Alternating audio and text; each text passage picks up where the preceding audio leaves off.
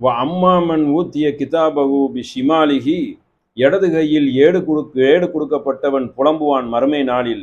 என்ன மாதிரி புலம்புவான்? யக்கூலு யா லைத்தனி லம் ஊத்த கிதாபியா, இந்த ஏடு என் கையில கொடுக்கப்படாமலே இருந்திருக்கலாமே.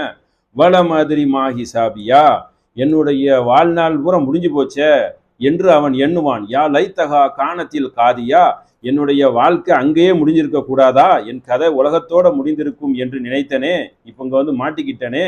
மா அகுனா அன்னி மாலியா, என்னுடைய செல்வம் என்னுடைய பொருளாதாரம் எல்லாம் என்னை கைவிட்டு விட்டது, இதெல்லாம் எனக்கு உதவி செய்யும் என்று நினைத்தனே.